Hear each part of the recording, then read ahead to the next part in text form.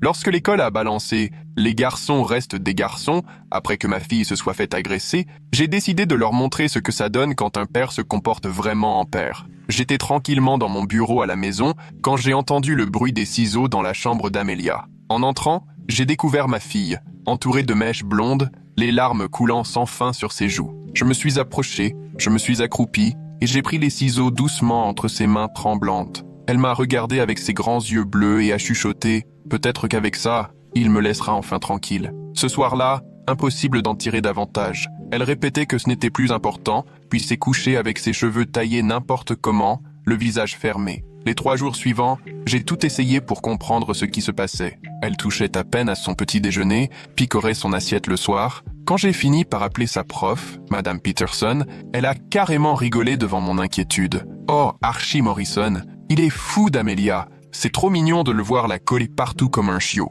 À cet âge, les garçons ne savent pas s'y prendre avec leurs sentiments, vous savez. Mais sa façon de parler de la coller partout m'a glacé. Je me demandais comment aborder le sujet avec Amelia, mais je n'en ai pas eu besoin. Ce jour-là, dès qu'elle a franchi le seuil, elle a craqué. J'ai alors compris qu'Archie s'en était pris à elle tous les jours. Il la surnommait « boucle d'or de la plage » et entraînait toute la classe à le chanter à la récré, la coinçait dans les couloirs pour lui arracher des câlins. La semaine précédente, il l'avait saisie par le visage pour qu'elle le regarde et lui avait lancé « Quand je te parle, tu me regardes. Si je te fais du mal, c'est parce que c'est comme ça quand on aime. » J'étais hors de moi. L'école minimisait tout en parlant de « petite amourette ». Alors j'ai dit à Amelia de se défendre, de crier bien fort la prochaine fois qu'il l'approcherait pour que les profs soient forcés d'intervenir. Parfois, je me demande ce qui serait arrivé si j'étais resté silencieux. Car le lendemain, Amelia est rentrée les poignets couverts de bleu, le col en lambeaux. Elle avait osé hausser la voix devant tout le monde et exiger qu'Archie la laisse en paix. Résultat, la prof lui a demandé de s'excuser auprès de lui parce qu'elle aurait blessé ses sentiments et créé un scandale. Et comme si ce n'était pas assez, Archie l'a coincé après les cours avec 3 copains pour lui donner une leçon.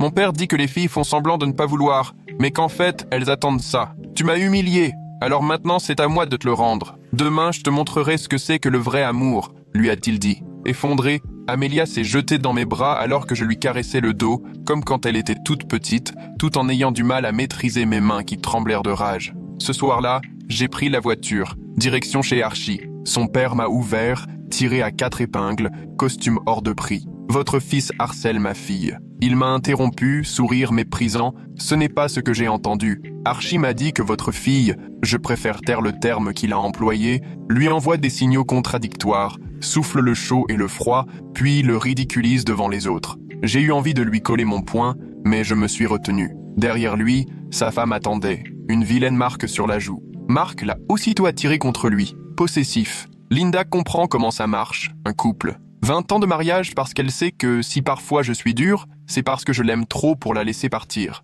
Et là, j'ai compris. Archie ne faisait qu'imiter son père. Je leur ferai payer à tous les deux. J'ai quitté la maison, les mains qui tremblèrent de colère. Le retour a semblé interminable, obligé de m'arrêter plusieurs fois pour retrouver mon calme. Amelia dormait déjà, les cheveux en pagaille sur l'oreiller, comme des ailes brisées. Le lendemain matin, j'ai sorti mon téléphone et photographié chacun de ses bleus sur les poignets. Elle a sursauté quand j'ai effleuré ses blessures pour prendre les photos. J'ai documenté chaque trace, chaque vêtement abîmé. En fouillant dans son sac pendant qu'elle prenait son petit déjeuner, j'ai retrouvé des papiers froissés, tout au fond. Mon cœur s'est serré en lisant « Tu es à moi !» répété sur toute la feuille. Arrête de m'ignorer sinon. L'un des papiers portait un dessin grossier d'une fille, les yeux remplacés par des croix. J'ai tout étalé sur la table de la cuisine, pris d'autres photos. Amelia m'observait en silence, touillant ses céréales du bout de la cuillère. Quand je lui ai demandé s'il y avait aussi des messages sur son téléphone, elle a secoué la tête sans me regarder. Je sentais bien qu'elle ne me disait pas tout.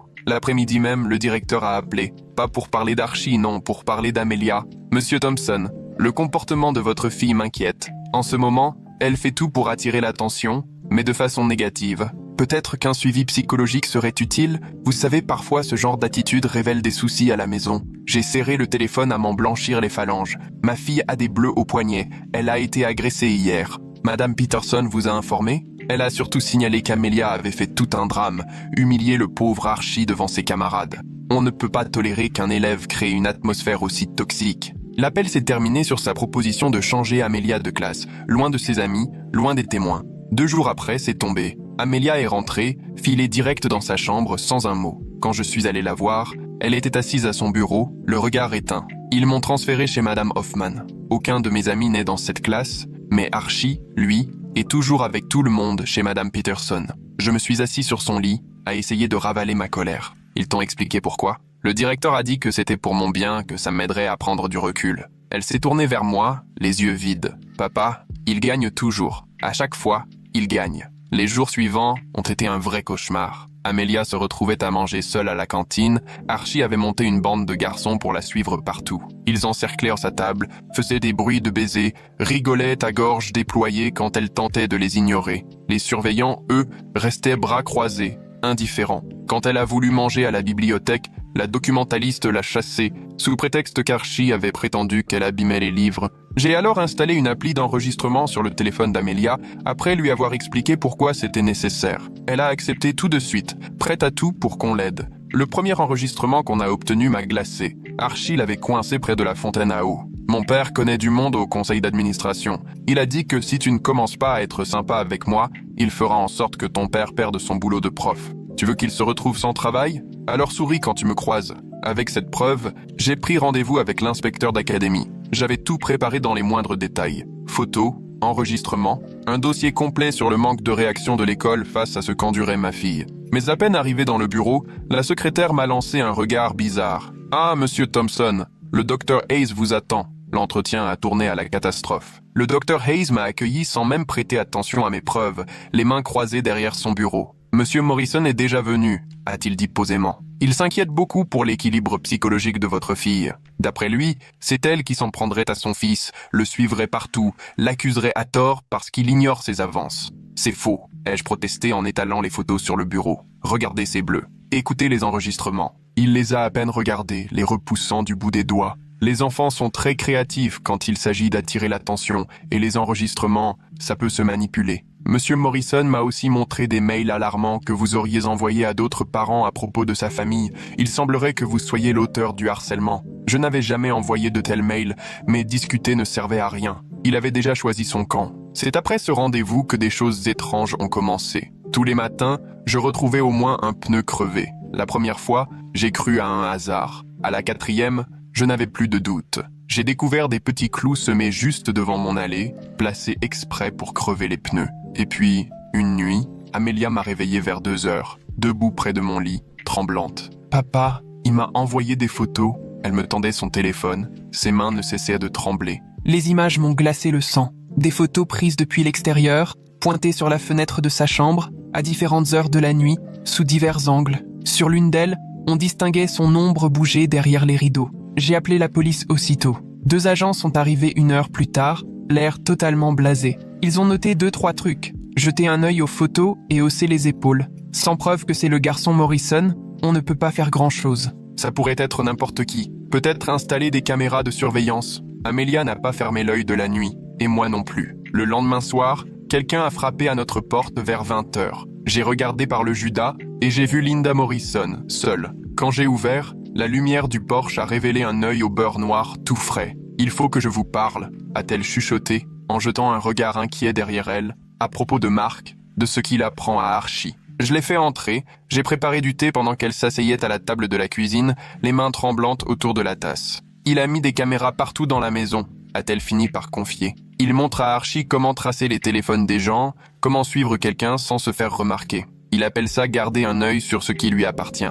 Elle a sorti une clé USB de son sac. J'ai copié des fichiers de son ordinateur, des vidéos prises par notre système de vidéosurveillance. Vous devez voir ce qu'il apprend à notre fils. J'ai branché la clé sur mon ordinateur pendant que Linda fixait son thé du regard. La première vidéo montrait Mark et Archie dans ce qui ressemblait à un bureau à la maison. Mark faisait une démonstration sur Linda, lui attrapant le bras pour la tirer vers lui. « Tu vois comme elle tente de s'éloigner au début ?» expliquait-il à Archie. « C'est normal. Les femmes doivent être contrôlées. Elles vous remercieront plus tard. » Le visage de Linda sur la vidéo était vide, résigné. Archie regardait, captivé, tandis que son père lui montrait des points de pression, des techniques pour maîtriser quelqu'un sans laisser de traces. Ta mère a compris il y a longtemps que se défendre ne sert qu'à empirer les choses. Les femmes intelligentes savent où est leur place. J'ai tout sauvegardé, en faisant plusieurs copies de sécurité. Linda m'a donné plus de détails sur les relations de Mark, son influence au conseil d'administration, les gens à sa botte. Il vous écrasera si vous ne faites pas attention, m'a-t-elle mis en garde. Il a déjà ruiné d'autres personnes qui se sont opposées à lui. Après son départ, j'ai passé la nuit à tout organiser dans un dossier complet, mais je savais qu'il faudrait agir avec précaution. Mark Morrison avait déjà sali ma réputation auprès de l'administration. Le lendemain matin, j'ai tenté de présenter mes preuves au conseil d'école. À peine avais-je ouvert la bouche que Mark s'est levé avec un air triomphant. Monsieur Thompson harcèle ma famille depuis des semaines. Sa fille a une obsession malsaine pour mon fils et, au lieu de reconnaître le problème, il encourage ses délires. Je propose qu'on reporte la discussion jusqu'à ce que Monsieur Thompson fasse appel à un professionnel pour sa fille. Tout le monde a voté pour. La situation a rapidement dégénéré ensuite. Amelia est rentrée du cours d'art couverte de peinture, son pull préféré ruiné. Elle tremblait en m'expliquant ce qui s'était passé. Archie l'avait coincée alors qu'elle travaillait. Il lui avait tiré les cheveux, tentant d'en couper une mèche avec des ciseaux. Pour ma collection, avait-il lancé. Elle l'avait repoussé violemment. Il était tombé dans les fournitures de peinture. La prof est arrivée à ce moment-là,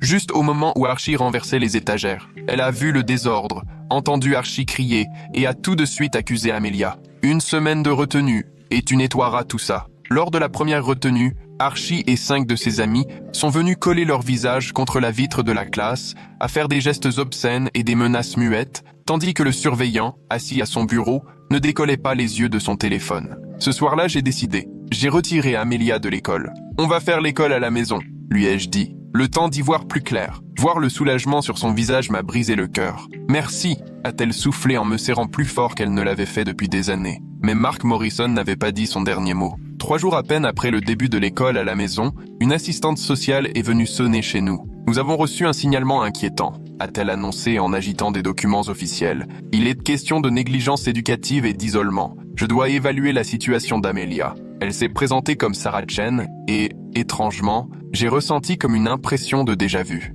Tout au long de l'entretien, elle est restée très professionnelle. Mais j'ai bien vu qu'elle jetait des regards appuyés vers les dossiers de preuves que j'avais laissés sur la table basse. Lorsqu'elle a demandé à pouvoir parler seul à seul avec Amelia, j'ai hésité, puis j'ai accepté. Leur entretien a duré près d'1 heure. À leur retour, l'attitude de Sarah avait radicalement changé. Monsieur Thompson, il faut qu'on discute sérieusement de la famille Morrison. Je suis la cousine de Linda Morrison. Cela fait 15 ans que je vois Mark lui faire du mal. Elle s'est installée avec nous dans la cuisine, laissant tomber son masque professionnel. Sortant son téléphone, elle m'a montré des photos accumulées sur plusieurs années. Linda lors de repas de famille, des blessures à peine cachées sous le maquillage. J'ai tout gardé, autant que possible, mais Linda l'a toujours protégée, jusqu'à hier. Elle m'a expliqué que Linda l'avait appelée la veille au soir, complètement à bout, décidée à agir. La clé USB n'était qu'un début. Sarah avait déjà pris contact avec une avocate spécialisée dans les affaires de violence conjugale et de corruption institutionnelle, Catherine McKenzie. Elle connaît parfaitement les stratégies de ces types qui manipulent le système à leur avantage. Elle sait construire des dossiers en béton. Le lendemain matin, j'ai rendez-vous chez Catherine en plein centre-ville. Plus jeune que je ne l'imaginais, mais avec un regard d'une acuité impressionnante, elle a épluché tous nos éléments pendant 3 heures, posant des questions précises, notant tout. Lorsqu'elle a enfin relevé la tête, son visage était grave, mais déterminé. « Mark Morrison n'en est pas à son coup d'essai », a-t-elle déclaré en ouvrant un épais dossier. 3 autres familles avaient porté plainte contre lui au cours des 10 dernières années. À chaque fois, il avait réussi à les discréditer, à les isoler, les poussant à quitter la région. Mais aucune n'avait ce que nous possédions, la collaboration de Linda et la documentation rigoureuse de Sarah. Catherine a déroulé notre plan d'action. Il nous fallait davantage de preuves, en particulier des éléments démontrant l'implication directe de Mark dans l'organisation du harcèlement. Elle m'a donné des consignes très précises sur ce qu'il fallait consigner et sur la manière de nous protéger juridiquement tout en collectant des preuves. Cet après-midi-là, Amelia est venue me confier quelque chose qu'elle cachait, d'autres photos sur son téléphone, mais d'une nature différente. Il s'agissait de captures d'écran d'une conversation de groupe où Archie donnait des instructions aux autres garçons. Faites en sorte qu'elle n'ait rien à manger nulle part. Bouchez le passage pour qu'elle soit obligée de me parler. Mon père dit que si assez de monde la traite de folle, tout le monde finira par le croire. J'ai immédiatement transféré le tout à Catherine, qui m'a répondu dans la foulée en nous conseillant de sauvegarder toutes les données à plusieurs endroits. 2 jours plus tard, notre caméra de sonnette a filmé une scène inquiétante à 3 heures du matin. Une silhouette ressemblant à celle d'Archie était en train de taguer notre clôture. Les inscriptions étaient ignobles, mêlant menaces directes et dessins obscènes. Mais cette fois, nous avions la vidéo. Impossible de nier. En sortant constater les dégâts, J'ai découvert que le tuyau d'arrosage avait été découpé, l'eau s'était déversée sur le côté de la maison et la prise électrique extérieure avait été trafiquée. Heureusement, le disjoncteur avait sauté juste à temps pour éviter un incendie. J'ai rappelé la police, mais cette fois, j'ai pris soin de mentionner le nom de Catherine Mackenzie. Changement d'attitude immédiat. L'agent a pris le vandalisme très au sérieux, tout a été consigné avec minutie et on m'a promis un rapport complet. Catherine m'a rappelé le soir même pour faire le point. Linda est venue à mon cabinet aujourd'hui. Elle a apporté 20 ans de journaux intimes détaillant les violences de Mark, avec des noms, des dates, des descriptions précises. Elle a aussi pu récupérer des enregistrements issus de leur système de vidéosurveillance domestique que Mark ignore avoir déjà été copiés. Les preuves étaient accablantes. Mark donne à Archie des consignes pour terroriser des filles. Veille à ce qu'il n'y ait jamais de traces visibles pour les profs. Si elle parle, dis qu'elle est jalouse ou cherche l'attention. Souviens-toi, mon fils, la peur est plus puissante que l'amour. Quand elles ont peur, elles obéissent juste pour que ça s'arrête. Mais l'enregistrement le plus glaçant était tout récent. Mark expliquait à Archie comment s'attaquer directement à Amelia. Son père se croit courageux. Il est temps qu'ils comprennent ce qui arrive à ceux qui nous défient. Commencez par chez eux. Faites en sorte qu'ils se sentent menacés partout. Dès le lendemain, Catherine a déposé une demande de mesures de protection d'urgence. L'audience était fixée à la semaine suivante, mais elle nous a aussitôt prévenus. Mark risquait fort de réagir brutalement dès qu'il serait notifié. Elle avait vu juste. Le lendemain de la remise des documents à Mark, 3 membres du conseil scolaire ont débarqué chez nous, se postant sur notre seuil comme une délégation d'intimidation menée par un certain Robert Mackenzie, président du conseil, qui s'est présenté sans détour. « Monsieur Thompson, nous nous interrogeons sur vos capacités à enseigner », a-t-il attaqué, lisant manifestement des notes toutes prêtes. Plusieurs signalements font état d'accusations mensongères que vous auriez poussé votre fille à formuler. C'est une faute grave qui remettrait en question votre droit d'enseigner. Je n'ai pas caché que j'enregistrais la conversation, mon téléphone bien visible dans la poche de ma chemise. Vous menacez mon emploi parce que je protège ma fille d'une agression ? Robert a rougi, pris au dépourvu. Personne ne menace personne. Nous vous conseillons seulement de régler cette affaire discrètement, dans votre intérêt. Monsieur Morrison est prêt à soutenir votre maintien en poste si vous retirez vos accusations. Sortez de chez moi, ai-je dit d'un ton calme. Et dites à Mark Morrison que ces menaces ne nous feront pas plier. Ils sont partis, mais Robert a lancé avant de franchir la porte. Vous n'imaginez pas à qui vous avez affaire. Mark Morrison a des connexions dont vous ne soupçonnez même pas l'existence. Ce soir-là, Linda avait appelé depuis chez Sarah, où elle s'était réfugiée. Sa voix, tendue mais déterminée, laissait transparaître la gravité de la situation. Mark est de plus en plus prêt à tout. Il harcèle tout le monde, essaie de réécrire l'histoire à son avantage. Mais j'ai mis la main sur quelque chose de bien plus grave. Il tient depuis des années un carnet dans lequel il note toutes ses méthodes pour garder le contrôle. Les noms des gens qu'il a fait chanter, les services qu'on lui doit, les faiblesses qu'il exploite. Avant de partir, elle avait pris soin de photographier chaque page. Ce carnet dévoilait un véritable réseau de manipulation dans toute notre petite ville. Des responsables scolaires, des commerçants, même quelques policiers qui devaient des comptes à Mark ou redoutaient son emprise. Quand Catherine a découvert les photos, elle n'a pas caché sa satisfaction. Là, ça change complètement la donne. Ce n'est plus seulement une histoire de famille, c'est un système de corruption et d'abus. Les 3 jours suivants, nous les avons consacrés à préparer l'audience.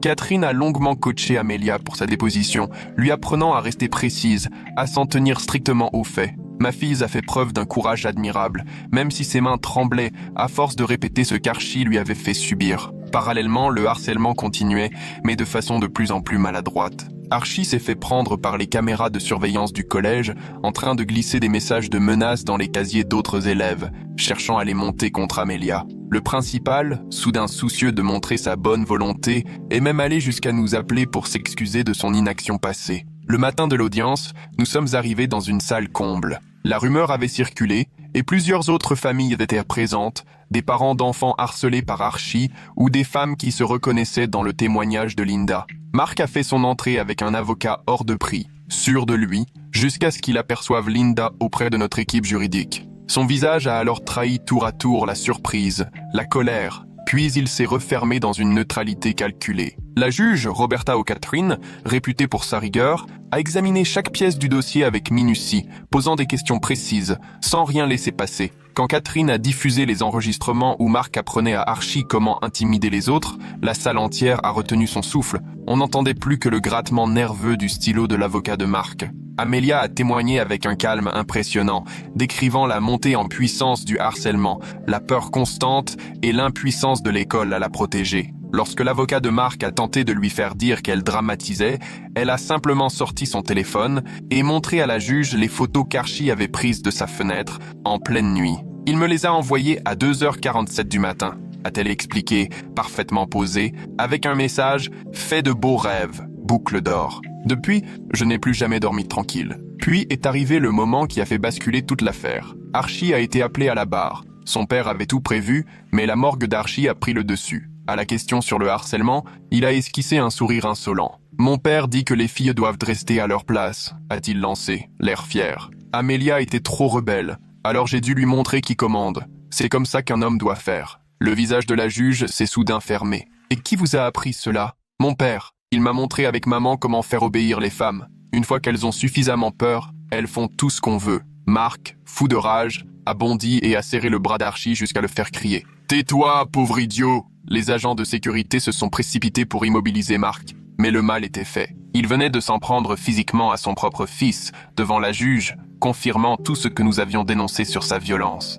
La juge Catherine a immédiatement suspendu l'audience. À la reprise, elle n'a pas traîné pour rendre sa décision. Ordonnance d'éloignement définitive pour Marc et Archie, interdiction totale d'entrer en contact avec Amelia ou moi, même par personne interposée. Archie a été contraint d'entamer une thérapie intensive, sous contrôle régulier du tribunal, mais la juge ne s'est pas arrêtée là. Monsieur Morrison, après ce que j'ai vu aujourd'hui et vu toutes les preuves présentées, votre cas me préoccupe gravement. Je transmets le dossier au procureur pour des poursuites pénales, intimidation de témoins, agression, complicité de harcèlement. L'avocat de Marc a bien tenté de protester, mais la juge l'a coupé net. Je saisis aussi le conseil d'administration de l'école, avec recommandation formelle de revoir sans attendre la situation de Monsieur Morrison. À la sortie du tribunal, Linda nous a rejoints. Épuisée mais comme libérée, elle nous a simplement dit « Merci d'avoir cru en moi. Merci de ne pas avoir cédé. Grâce à vous, j'ai trouvé la force d'aller jusqu'au bout. » Son avocate l'attendait déjà sur le parking.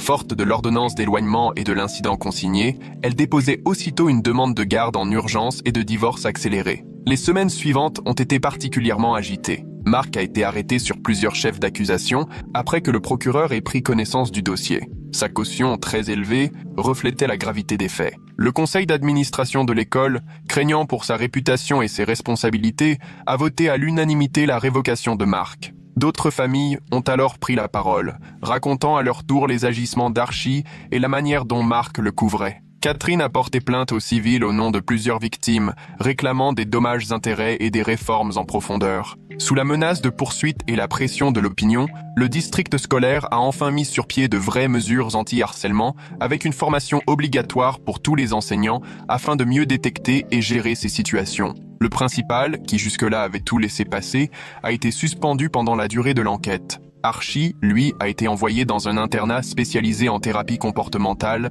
avec obligation de séances hebdomadaires et bilan régulier au tribunal. Sa psychologue, la docteure Cathy Hubert, nous a confié plus tard qu'Archie était profondément marqué par l'emprise de son père, au point qu'il faudrait des années de travail pour espérer réparer les dégâts.